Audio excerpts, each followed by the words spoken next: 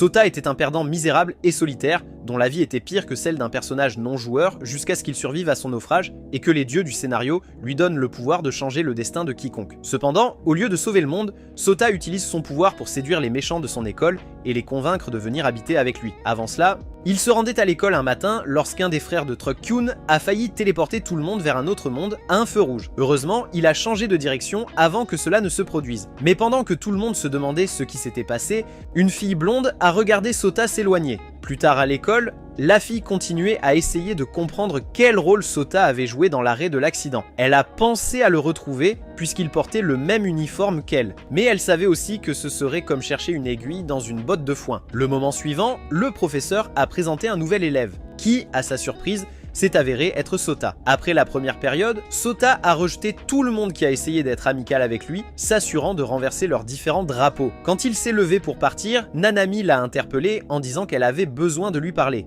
Ensuite, elle l'a emmené sur le toit et lui a demandé d'expliquer pourquoi il regardait toujours le sommet de la tête d'une personne avant de lui parler. Sota était surpris qu'elle ait remarqué cela et a essayé de trouver une réponse qui ne le ferait pas passer pour un fou. Quand il a essayé de nier ses accusations, elle lui a dit qu'elle avait été au contrôle routier ce matin-là. N'ayant pas d'autre choix, Sotet a expliqué qu'il pouvait voir les drapeaux levés par les gens. Il a dit que l'un des hommes au contrôle routier avait levé un drapeau de la mort et il s'est simplement effondré en lui chuchotant quelque chose à l'oreille. Nanami a demandé s'il avait fait la même chose à leurs camarades de classe, et il lui a dit que oui. Cependant, quand il a mentionné qu'ils avaient élevé des signaux d'amitié et d'amour, Nanami a commencé à rire. Elle lui a dit qu'elle pouvait croire à son histoire de signaux de mort, mais que s'il continuait à prétendre qu'il pouvait voir d'autres signaux, il pourrait aussi bien admettre qu'il avait plus d'une case en moins. Sotet ne semblait pas dérangé qu'elle se moque de lui et lui a dit qu'elle était libre de croire ce qu'elle voulait. Il lui a également fait savoir que la malchance frappait quiconque s'approchait de lui, c'est pourquoi il renversait les drapeaux de leurs camarades de classe. Ces paroles lui ont un peu rappelé son passé, mais elle l'a vite écarté et lui a dit que tout ce qu'il faisait, c'était repousser les gens.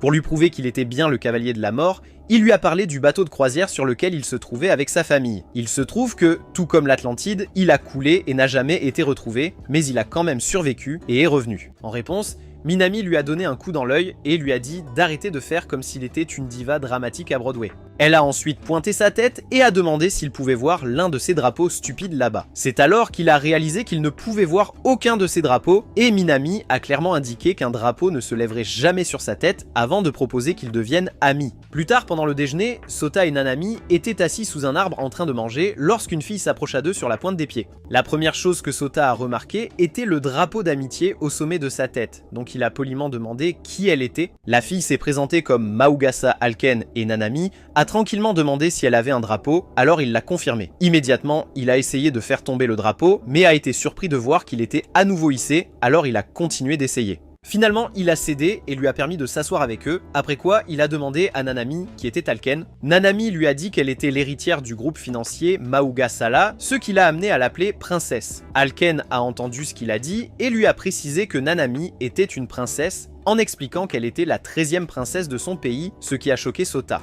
Alken a ensuite annoncé que tous les trois allaient être amis à partir de ce moment. Après l'école, Alken a insisté pour aller chez Sota et a même réussi à entraîner Nanami avec elle. Cependant, les deux filles ont été stupéfaites en voyant le piège à rats délabré dans lequel Sota vivait. Il s'est avéré que c'était l'un des anciens dortoirs de l'école et que Sota était le seul à y vivre. Même si cela ressemblait à un piège mortel, Aken a exprimé sa joie d'être invité pour la première fois dans la chambre d'un garçon. Sota s'est rapidement excusé pour aller aux toilettes. Alors Minami a demandé à Akane pourquoi elle s'intéressait tant à Sota. Akane lui a dit que c'était parce que Sota avait l'air pitoyable, et le voir lui donnait envie d'intervenir et de le sauver. Elle a expliqué qu'elle avait autrefois un ami quand elle était plus jeune, mais que sa famille les avait séparés. Elle a dit que la fille avait aussi l'air pitoyable à l'époque, et comme elle ne pouvait pas la sauver, elle espérait pouvoir sauver Sota. Cela a amené Nanami à dire qu'Akane et Sota étaient comme deux gouttes d'eau, car ils avaient tous les deux cet air de malheur et de tristesse. Elle a dit à Akane qu'elle espérait qu'ils pourraient s'entre-sauver d'une manière ou d'une autre, ce qui a fait sauter Akane, qui l'a ensuite serré dans ses bras. Sota est entré à ce moment-là et a essayé de comprendre la scène qui se déroulait devant lui, mais a finalement abandonné. Juste au moment où les filles allaient partir, Akane s'est soudainement souvenu qu'elle avait oublié quelque chose dans la chambre de Sota. Elle a demandé à Nanami d'attendre et a commencé à revenir, mais Sota a remarqué qu'elle avait un signe de mort sur la tête. Il a rapidement demandé à Nanami de quoi ils avaient parlé en son absence, et quand elle lui a dit que c'était au sujet du passé d'Akane, il s'est précipité après elle. Malheureusement, au moment où il est arrivé à elle,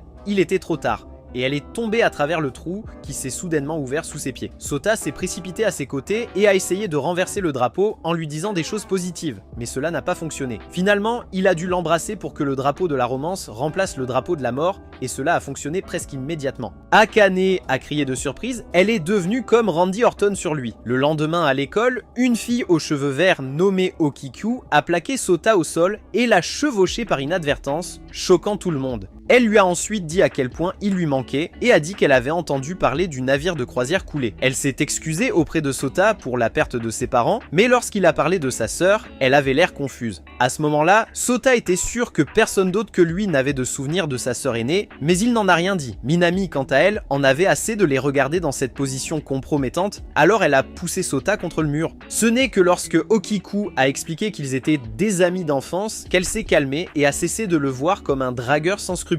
Plus tard dans la journée, Okiku a accompagné Sota et les filles à son dortoir, et elle a commencé à pleurer en le voyant. Cependant, elle a vite oublié l'état déplorable de l'immeuble lorsqu'elle a remarqué à quel point Sota semblait proche de Nanami et Akane. Elle leur a immédiatement donné son approbation de grande sœur, disant qu'il n'y avait rien qu'elle souhaitait plus que de voir Sota heureux. Akane en était contente, mais Nanami s'est plainte et a demandé à Sota de mettre les choses au clair car elle ne voulait pas être connue comme l'une de ses femmes. Sota lui a dit que cela ne le dérangeait pas car il voulait qu'ils s'entendent mieux tous les trois. Sur le chemin de retour au campus de l'école, Nanami a demandé à Sota quel genre de drapeau Okiku avait. Il lui a dit que c'était un drapeau d'amour fraternel et elle lui a conseillé de renverser l'Okiku d'Adèle qui le maternerait pour le reste de sa vie. Sota a tenté sa chance, mais à sa surprise, le drapeau a esquivé et Okiku a continué ses taquineries, complètement inconsciente de ce qu'il essayait de faire. Sur le campus, ils sont allés au club de thé pour rendre visite à une petite nommée Ryukishibara Tsumuji. Selon Nanami, elle était l'aînée de l'école et était là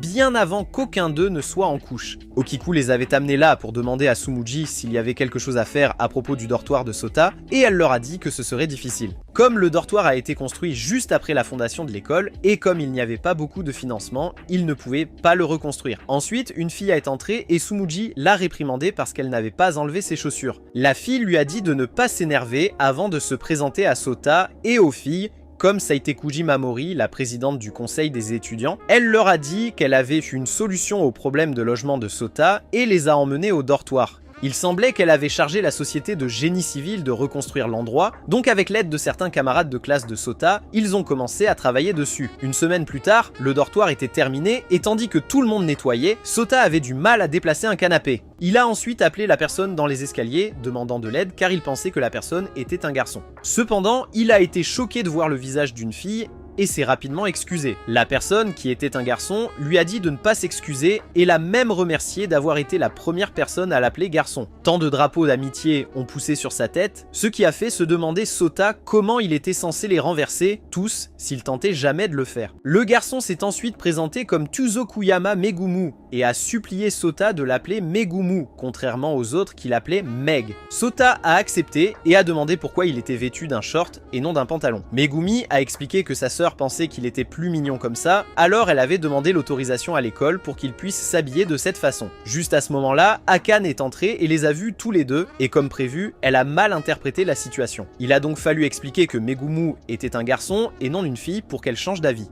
Okiku et Nanami les ont bientôt rejoints, et ils ont tous deux appelé Megumi une fille, ce qui l'a rendu triste. Ce soir-là, Maimori leur a annoncé que le dortoir serait fermé, car la politique de l'école exigeait plus d'un résident. Dès qu'elle a lâché la bombe sur eux, elle s'est enfuie, laissant Tsumugi rassurer Sota qu'il lui suffisait de trouver des colocataires et qu'il irait bien. Sota leur a dit qu'il ne voyait pas d'inconvénient à vivre seul, car il y était habitué, mais Akane et Okiku ont insisté pour emménager. Megumu a également accepté d'emménager et Nanami a été en quelque sorte entraînée à emménager aussi. Plus tard, alors que les filles prenaient un bain, Megumu a suggéré d'aller les voir. Il a traîné Sota vers la salle de bain, mais il a perdu courage à la dernière minute et a poussé Sota dans la salle de bain. Dès que Nanami l'a vue, elle n'a pas perdu de temps et l'a frappé avec un bol sur la tête. Après avoir survécu à la tentative de meurtre, Sota retournait dans sa chambre quand il a vu un drapeau de mort devant une porte. Il est entré dans la pièce et a vu le drapeau sur une boîte qu'il a ouverte et a trouvé une lettre qui lui était adressée. Dans la lettre, il était question d'une princesse chevalier, d'un mage, d'un clerc et d'un ninja, ainsi que des drapeaux levés. Presque immédiatement, il se souvint de sa rencontre avec une fille nommée Sakura, qui jouait aux échecs avec lui. Sota avait perdu contre elle, et dans le cadre de leur accord, il devait faire ce qu'elle lui demandait sans se plaindre. À sa grande surprise, elle lui a donné ses pouvoirs pour voir les drapeaux, et lui a demandé de découvrir la vérité sur le monde. De retour au présent, Sota a réalisé que tout était lié au navire de croisière et à Sakura. Le lendemain, Sota et les filles ont entendu le bruit d'un hélicoptère, et quand ils ont regardé dehors, un grand conteneur a été déposé sur la pelouse. Immédiatement, ils sont allés voir ce que c'était et quand cela s'est ouvert, un robot féminin est sorti. Le seul problème était que sa tête est tombée et cela les a fait crier parce que cela avait l'air effrayant. Finalement, le robot a remis sa tête et leur a dit qu'elle avait été envoyée par une famille Canis pour veiller sur elle. Elle a également dit que son nom était Ruri et tout le monde l'a accepté à bras ouverts, car il n'y avait aucune raison de la renvoyer. Okiku a ensuite fait remarquer qu'il serait en retard pour l'école. Alors ils se sont tous levés pour partir et ont été surpris de voir Ruri les accompagner. Un moment dans la journée, pendant qu'ils déjeunaient, sur le toit, ils ont regardé une diffusion en direct de Maimori qui a annoncé les prochains jeux sportifs. Elle a dit que les jeux se tiendraient pendant toute une semaine et l'équipe avec les meilleurs scores serait nommée meilleur joueur. Tout le monde était excité et a commencé à parler du jeu auquel il voulait participer avec Sota et cela lui a fait du bien. Passer du temps avec eux l'a distrait de la lettre et du gros drapeau de mort au-dessus de sa tête. Mamori les rejoint bientôt sur le toit et comme elle était toujours celle qui annonçait de mauvaises nouvelles, elle les informa que s'ils échouaient à être nommés joueur le plus utile, Sota serait expulsé et leur dortoir fermé. Revenons un peu en arrière.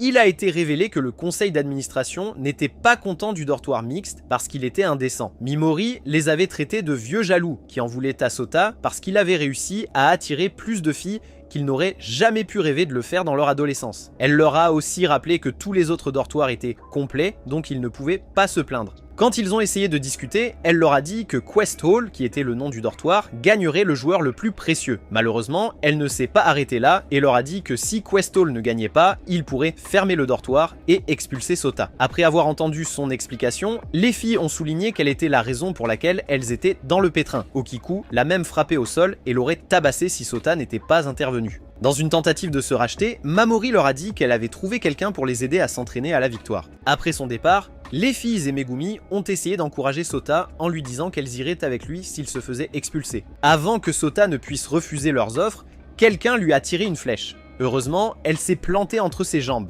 La tireuse s'est avérée être une fille nommée Rin et elle leur a dit qu'elle avait été assignée par Mamori pour les entraîner pour les jeux athlétiques. Cependant, elle a clairement fait comprendre à Sota qu'elle croyait qu'il était un incompétent et une honte pour tous les hommes puisqu'il comptait sur les filles pour rester à l'école. Tôt le lendemain, Rin les a tous réveillés pour commencer leur entraînement pour les jeux. Après les avoir fait travailler dur pendant quelques heures, tout le monde sauf Sota est retourné au dortoir pour se reposer. Ainsi, Passoun, épuisé, tomba à genoux, amenant Rin à exprimer tout le mépris qu'elle ressentait pour lui, le trouvant pathétique et faible. Malgré les insultes, Sota ne sembla pas offensé et lui dit que s'il était expulsé, cela n'aurait pas d'importance car il avait l'habitude d'être seul. Rin lui a dit de se ressaisir et d'arrêter de se comporter comme si sa vie était une tragédie shakespearienne alors qu'il vivait le rêve de la plupart des gars de son âge. Sota a alors demandé à Rin quel type de gars elle aimait et elle lui a dit qu'elle croyait que tous les hommes étaient pires que des déchets. Mais il n'y avait qu'une seule personne qu'elle reconnaissait comme un véritable homme et c'était nul autre que son ami d'enfance Sota. Elle a dit qu'au début ils étaient ennemis et se battaient tout le temps, mais avec le temps ils sont devenus les meilleurs amis. Malheureusement, il a déménagé un jour et elle ne l'avait pas revu depuis, mais elle le considérait toujours comme la meilleure chose après l'iPhone 15. Sota a ensuite dit à Rin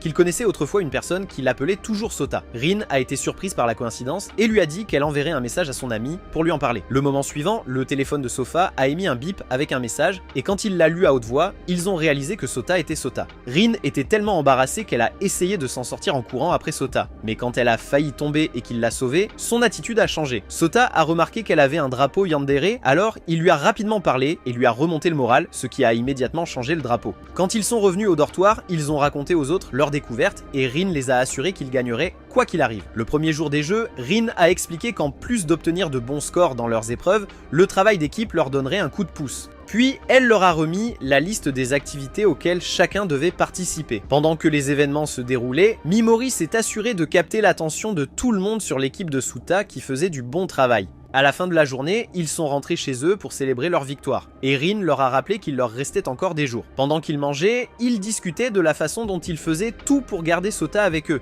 À un moment donné, alors que les filles plaisantaient entre elles, Sota s'est éclipsé pour se laver le visage et est devenu déprimé en voyant à nouveau son signe de mort. Le jour suivant, il était toujours déprimé d'avoir raté le ballon lors de l'événement de coup franc et d'avoir perdu. Au 4e jour, le Questol était en 8e position et les filles ne pouvaient s'empêcher de se demander ce qui avait mal tourné alors qu'elles avaient si bien commencé.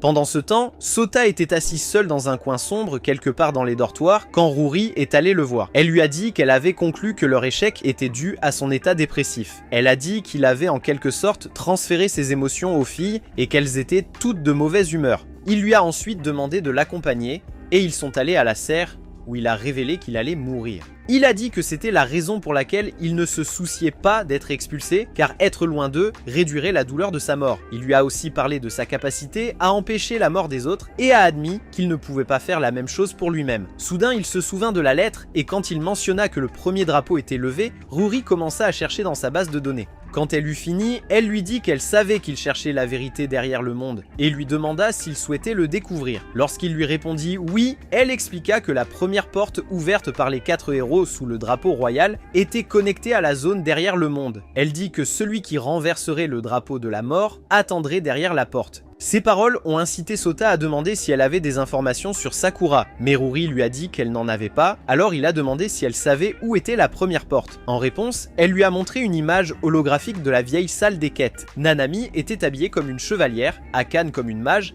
et Ruri comme une ninja. Nanami les a ensuite conduites dans le bâtiment le long d'un couloir jusqu'à ce qu'ils trouvent un passage souterrain. Après avoir marché dans le passage pendant un moment, ils sont tombés sur une porte que Nanami a appelée la première porte. Lorsqu'ils l'ont ouverte, une lumière vive a brillé et Sakura était là, rappelant à Sota son devoir de découvrir la vérité derrière le monde.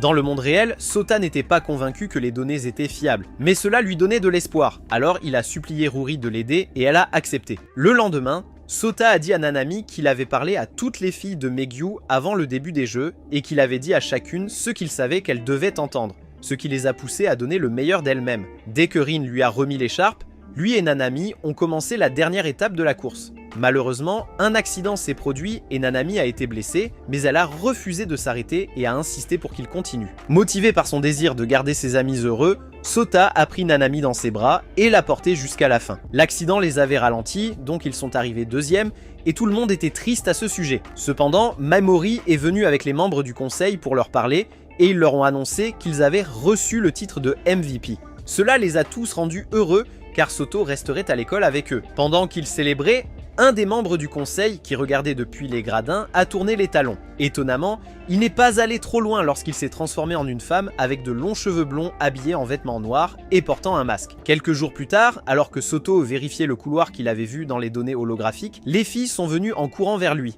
Ils ont découvert qu'il avait promis de sortir avec Akane et ont exprimé leur mécontentement d'être laissés de côté. Pour contenter tout le monde, il a accepté de sortir avec eux tous, mais Nanami a refusé de les accompagner. La première personne que Soto a rencontrée après avoir quitté la maison était Megumu, et les gens autour les ont pris pour un couple. Ensuite, ils sont allés à l'arcade où Soto a gagné un ours en peluche pour lui à une machine à pince. Pour le remercier, Megumu l'a emmené dans un keifa pour essayer le plus grand parfait qu'ils avaient et a même suggéré de le finir d'une seule bouchée. Cependant, il n'a pas pu et a supplié Soto de partager le sien avec lui, alors il l'a fait. Pendant qu'il mangeait, Soto a remarqué que Megumu avait de la crème sur le visage et le lui a dit. Mais Megumu lui a demandé de lui essuyer le visage. C'est alors que Soto regarda autour de lui pour la première fois et réalisa que tout le monde espérait qu'il embrasserait Megumu. Megumu ne tentait même pas de changer leurs opinions sur leur relation en raison de son comportement. Ainsi, Fahati a utilisé une serviette pour essuyer son visage et détruire toutes les images impies qui tournaient dans la tête de tout le monde. Ensuite, il a rencontré Akane, qui l'a emmené à un lac pour une balade en bateau. Elle lui a dit que son père l'avait suggéré parce que tous les couples qui y allaient se séparaient après avoir fait du bateau.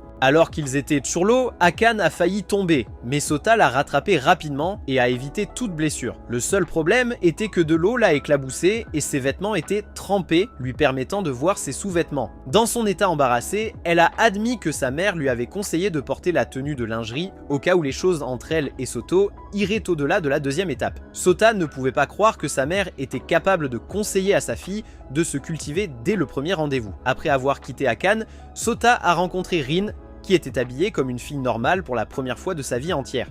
Elle était un peu embarrassée, et dès que Sota a remarqué le signe de Yandere sur sa tête, il lui a dit qu'elle était mignonne. Puis ils se sont assis sur un banc, et en regardant des enfants jouer, Sota lui a dit que cela lui rappelait leur enfance. Cela a poussé Rin à sortir des vieilles photos qu'elle avait avec elle, et une en particulier a attiré l'attention de Sota. Rin se souvint que c'était le jour où ils avaient grimpé sur une cheminée, mais se rappela aussi que Sota l'avait poussé à faire un concours de pipi. Rin était tellement embarrassée qu'à présent, elle a exigé qu'il se rattrape, mais comme elle était tellement excitée, elle s'est évanouie. Il a dû la porter sur son dos pour rejoindre Okiku, qui était la dernière personne sur sa liste de rendez-vous. Ils ont dû rentrer à la maison pour qu'Okiku puisse mettre Rin au lit, et pendant que Sota l'attendait, il a remarqué un porte-clés. Quand elle est revenue, il s'était excusé d'avoir gâché leur rendez-vous, alors elle lui a demandé de se rattraper en s'allongeant sur ses genoux. Pendant qu'elle lui caressait la tête, il a parlé du porte-clés et elle lui a dit que c'était son bien le plus précieux. Il le lui avait donné quand ils étaient enfants, juste avant qu'ils ne déménagent. C'était sa façon de promettre d'être son petit frère, même s'ils n'allaient plus être ensemble. À présent,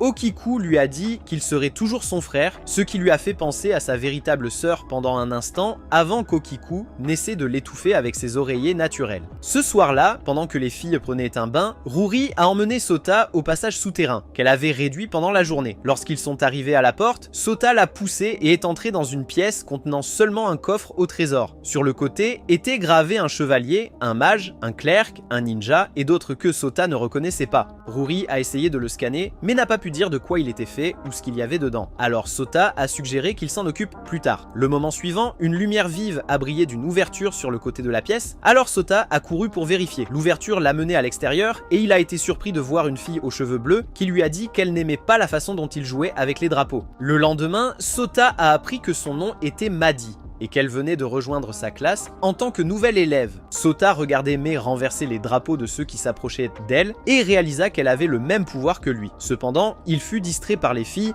qui lui montrèrent une liste pour leur prochain voyage scolaire. Sota vérifia la liste et découvrit que son nom était inscrit à la fois sur les listes de randonnée et de natation. Pour répondre à sa question non formulée, Ruri leur montra un message holographique de Mamori expliquant pourquoi elle l'avait mis sur les deux voyages. Lorsque le jour du voyage est arrivé, Sota n'était pas aussi enthousiaste que les autres. Après que Rin et Okiku aient traîné une Akane en pleurs vers le groupe de randonnée, Sota et les autres sont allés à la plage. Tout le monde, y compris Ruri, a changé en maillot de bain, mais le plus choquant était Tsumuji, qui avait des attributs très volumineux pour quelqu'un qui pourrait passer pour un des lutins du Père Noël. Elle a prétendu ne pas savoir de quoi il parlait et a poussé Sota dans l'eau. Presque immédiatement, Sota a vomi.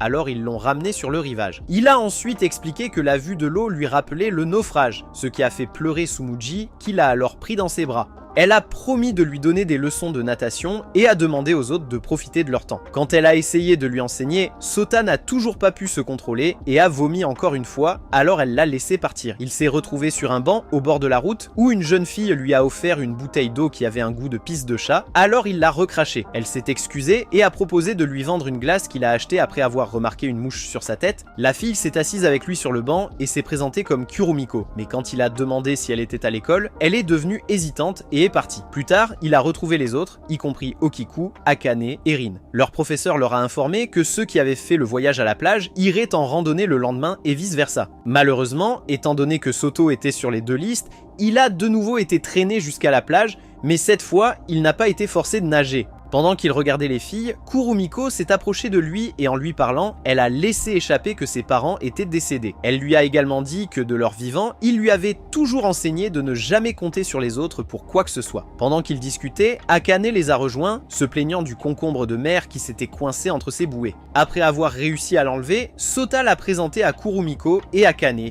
et a fini par acheter tous les esquimaux qu'elle avait, ce qui a poussé Kurumiko à demander qui elle était. Dès que Sota lui a dit qu'elle était une héritière, son attitude a soudainement changé et elle s'est enfuie. Sota est allé après elle et elle a admis qu'elle se sentait un peu inférieure en parlant à quelqu'un comme Akane. Sotov lui a assuré que cela n'avait pas d'importance, ce qui semblait égayer son humeur et changer l'histoire dans sa tête. Kurumiko a ensuite invité Sotov à aller quelque part avec elle et Winnie a accepté. Elle l'a emmené dans une grotte où elle a admis qu'elle savait qui il était avant de l'approcher. Elle lui a dit que ses deux parents avaient travaillé sur le bateau de croisière où il se trouvait et s'est excusée auprès de lui pour avoir dû gérer les familles des autres passagers. Elle a dit que c'était le devoir de l'équipage de veiller à la sécurité de tout le monde, mais qu'il n'avait pas pu le faire. Alors Tae a demandé si elle essayait de porter la croix de ses parents en ne comptant jamais sur personne d'autre, et elle lui a dit que oui. Cela l'a amené à lui dire qu'il lui pardonnait juste pour qu'elle puisse se sentir mieux, et il a aussi ajouté que l'accident n'était la faute de personne. Quand ils ont tourné pour partir, ils ont découvert que la marée était montée et que la grotte se remplissait d'eau. Comme aucun d'eux ne savait nager,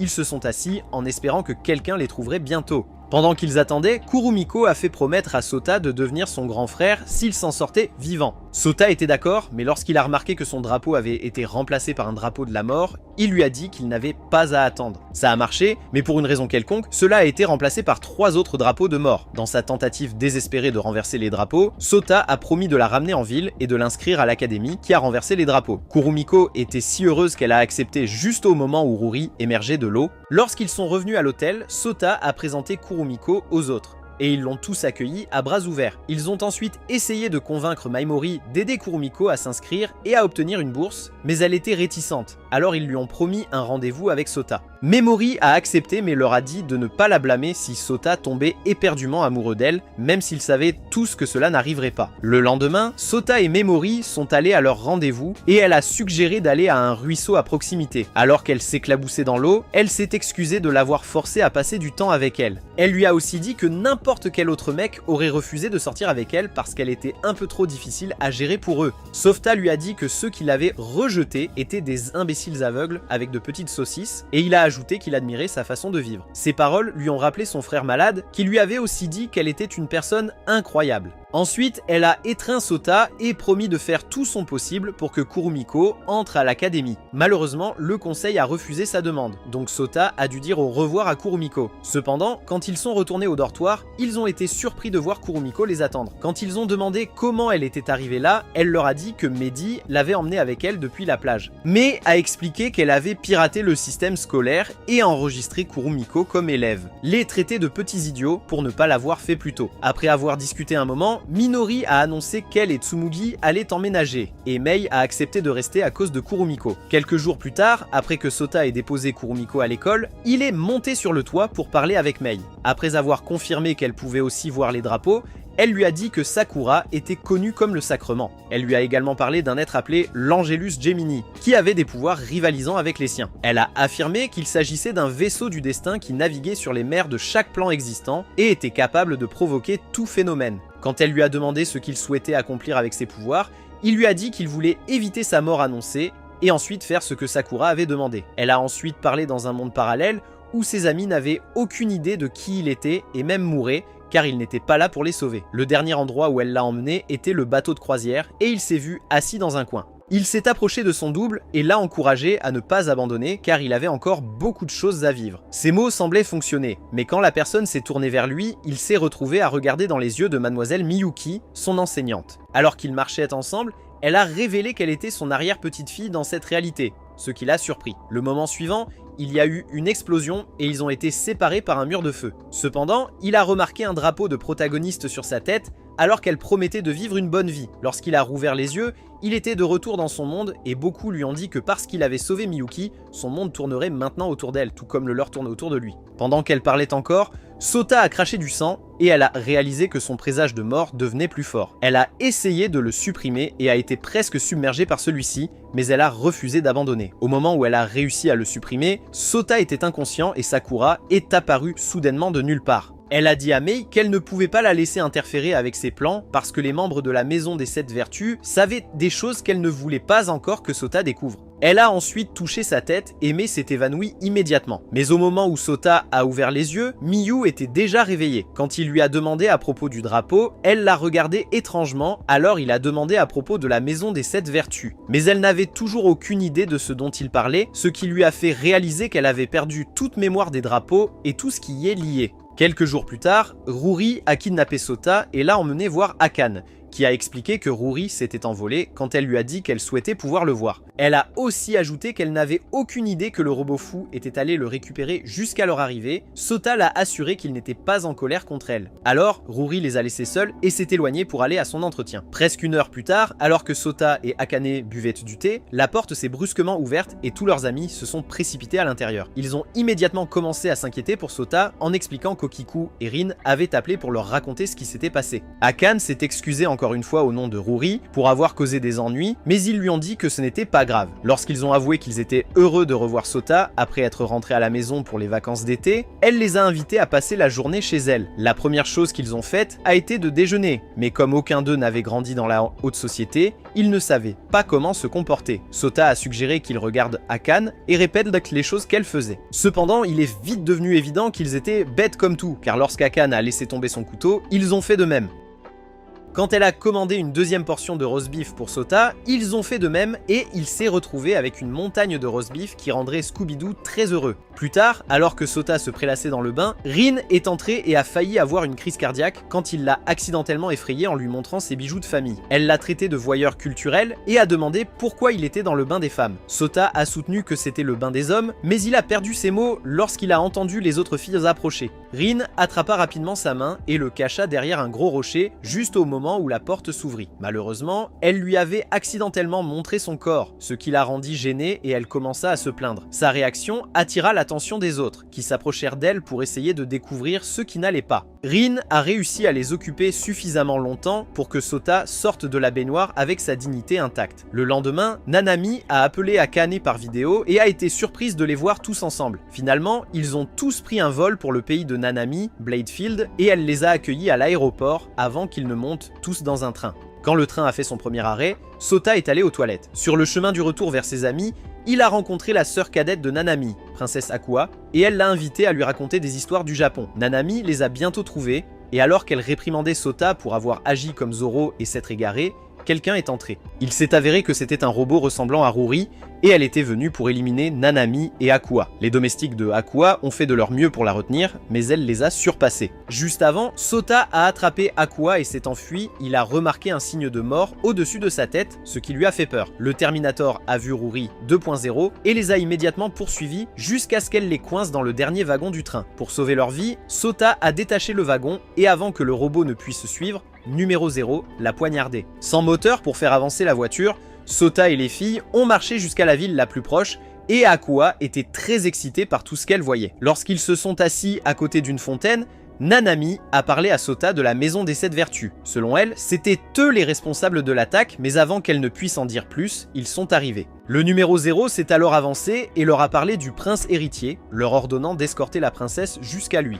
Quand ils sont arrivés au palais, Sota a failli être écrasé par les filles, heureuse de le voir. Peu de temps après, Alia, le prince héritier, est arrivé et a remercié Sota d'avoir protégé ses sœurs. Pendant ce temps, numéro 0 s'est approché de Madi, dont le nom de code était numéro 7. Elle a essayé de lui parler, mais Madi ne savait pas qui elle était, alors elle s'est excusée et s'est éloignée d'elle. Plus tard, elle est allée rendre visite à Elia dans son bureau et lui a dit que toute l'opposition avait été écrasée et qu'il ne restait plus personne. Il a été révélé qu'Elia était celui qui avait divulgué les informations sur les princesses. Elia a admis que cela avait été un mouvement risqué, mais a dit qu'il ne serait pas dérangé de le refaire si cela signifiait atteindre son objectif. Le numéro 0 lui a alors dit qu'il n'avait rien fait de mal, car il testait seulement les filles pour voir si elles seraient de dignes successeurs. Elle a aussi dit que c'était le devoir de la maison des 7 vertus de servir le roi quoi qu'il arrive, juste avant de disparaître. Pendant ce temps, Soto essayait de comprendre pourquoi les filles s'étaient toutes rassemblées dans sa chambre et perturbées de sa tranquillité. L'instant d'après, la télévision est passée à une diffusion en direct d'Ilia qui a annoncé que son père, le roi, était décédé. Il a dit que c'était pour cette raison que des assassins avaient attaqué Nanami et Akuei dans le train, ce qui a dérouté tout le monde. Lorsqu'on lui a demandé ce que signifiait leur décès, il a révélé que les deux filles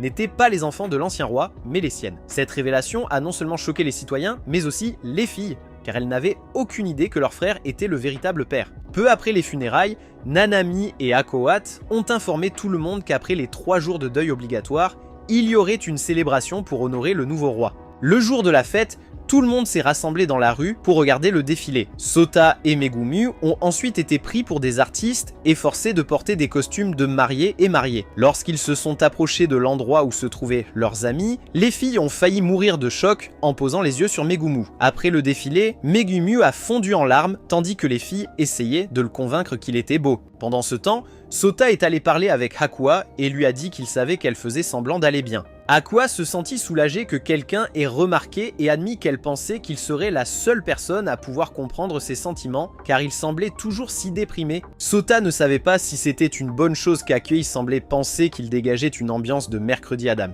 Cependant, il l'écoutait, car elle lui a dit qu'elle ne savait pas comment gérer tout cela. Elle lui a dit que tout le monde semblait être passé à autre chose après la mort du roi si rapidement qu'elle se demandait s'il se souciait vraiment. Sota lui a dit que c'était leur façon d'honorer le roi parce qu'il était sûr qu'il ne voudrait pas que quelqu'un soit triste. Ces mots semblaient égayer Hakuya, mais ils ont vite réalisé que les filles avaient écouté quand ils les ont vues pleurer. Ils avaient tous réconforté Hakuya et lui avaient dit qu'elle pouvait toujours compter sur eux quoi qu'il arrive. Nanami a ensuite remercié Sota d'avoir remonté le moral de Hakuya alors qu'il ne l'avait rencontré que récemment. Plus tard dans la soirée, Sota était assis près de la fontaine lorsqu'il a remarqué une tablette en pierre dans le coin. Dès qu'il s'en est approché, le numéro 0 est apparu derrière lui et lui a dit que c'était l'histoire de la première reine de Bladefield. L'histoire parlait d'une princesse qui a levé la bannière royale et chassé les démons. Cependant, l'un d'eux s'est vengé et l'a tué avec une flèche. Alors, le garçon connu sous le nom de la bannière royale, béni par la déesse, l'a sauvé. Il a utilisé ses pouvoirs pour ramener la princesse à la vie et est devenu l'étendard royal, ne redevenant jamais humain. Soto était trop stupéfait pour parler car l'histoire semblait très similaire à la sienne.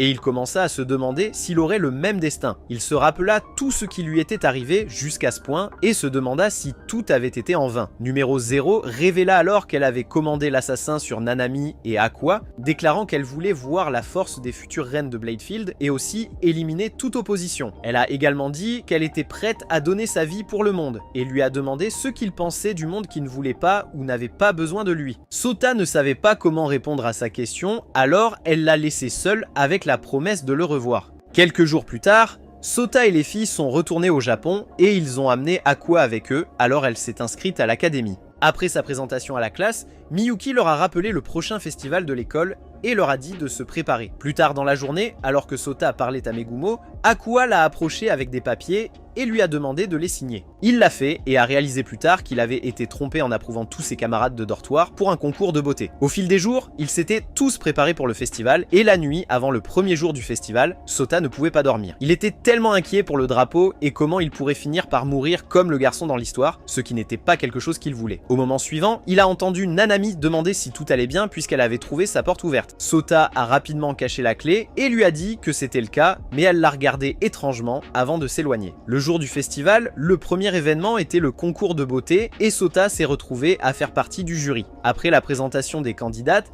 elles ont toutes fait différentes choses pour marquer des points. Pour que Sota les asperge d'eau avec un pistolet à eau, elles ont cuisiné et répondu à des quiz. Chaque fille a obtenu le même score, donc pour départager, ils leur ont demandé de dire à Sota ce qu'elle ressentait pour lui. Nanami était la première, et pour se donner confiance, elle a laissé ses cheveux détachés avant de dire à Sota ses sentiments. Elle a dit qu'elle n'a jamais aimé son visage idiot parce qu'il agissait toujours comme si le monde entier était sur ses épaules. Cependant, à mesure qu'elle apprenait à le connaître, son opinion a changé, mais récemment, il était lentement revenu à son ancien moi sombre. Elle lui a dit qu'elle ne comprenait pas pourquoi, mais qu'elle était prête à rester à ses côtés jusqu'à ce que tout soit réglé. Sota n'arrivait pas à croire qu'il y avait quelqu'un qui se souciait autant de lui qu'il a commencé à pleurer. Quand Nanami s'en est rendu compte, il a menti en disant qu'il essayait d'étouffer un bâillement et l'a fait demander si sa confession avait été ennuyeuse. Elle s'est vite rendu compte que les autres pleuraient aussi et quand ces résultats sont arrivés, ils ont cassé la machine à compter. Les autres ont alors dit qu'ils n'avaient pas besoin de continuer le concours et Nanami a été déclaré vainqueur. Son cadeau était un laissez-passer gratuit pour le festival incluant les stands de nourriture et un rendez-vous avec Sota. Nanami a saisi l'opportunité d'essayer chaque collation et plat qu'elle pouvait trouver en traînant Sota avec elle. Alors qu'ils marchaient dans les couloirs, Sota a été soudainement renversé par une fille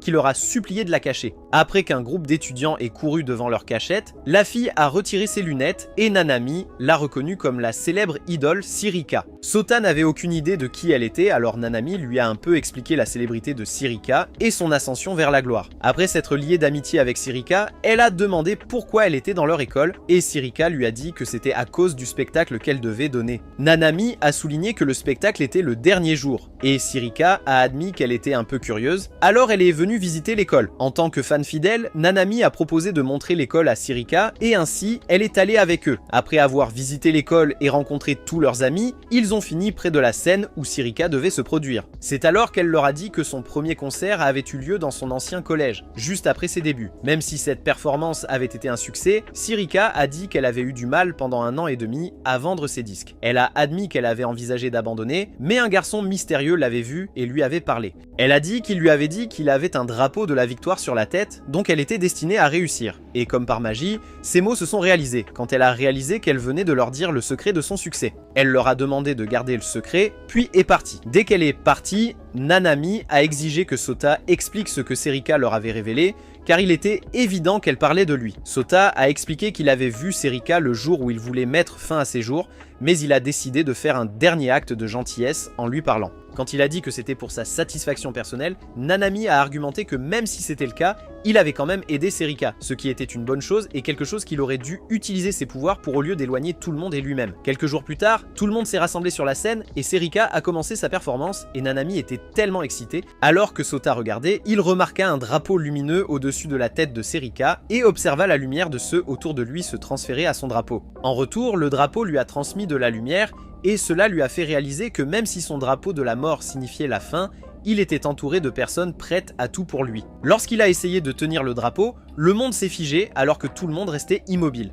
Et quand il a regardé sur scène, il a vu le chiffre 0. Elle lui a dit que ses pouvoirs avaient évolué et surchargé maintenant le système. Elle lui a ensuite montré les photos du monde parallèle que Mehdi lui avait montré et a dit que c'était un monde virtuel. Elle a expliqué que la maison des 7 vertus créait différents mondes virtuels à partir de données pour s'opposer à l'Angelus Gemini. Elle a dit qu'il l'avait fait pour empêcher le programme informatique de prendre le contrôle du monde. Mais Sota n'avait pas l'air surpris. Quand elle a demandé pourquoi, il a fait remarquer qu'elle avait un drapeau de vérité sur la tête et qu'il pouvait voir les données dans ses mains. House, il a demandé ce qui se passerait s'il choisissait de rester dans le monde, et elle lui a dit que cela s'effondrerait complètement. C'était suffisant pour lui de décider de partir avant que le monde ne se décongèle à nouveau. Plus tard, Minami l'a cherché à la fête, et quand elle ne l'a pas trouvé, elle s'est plainte à Akane. Mais à sa surprise, Akane n'avait aucun souvenir de lui. Quelques jours plus tard, Sota se retrouve dans l'espace virtuel à combattre les sbires de l'Angelus Gemini, essayant de protéger la porte virtuelle de Bladefield. Pendant ce temps, Minami se demande pourquoi aucun de leurs amis ne se souvient de Sota.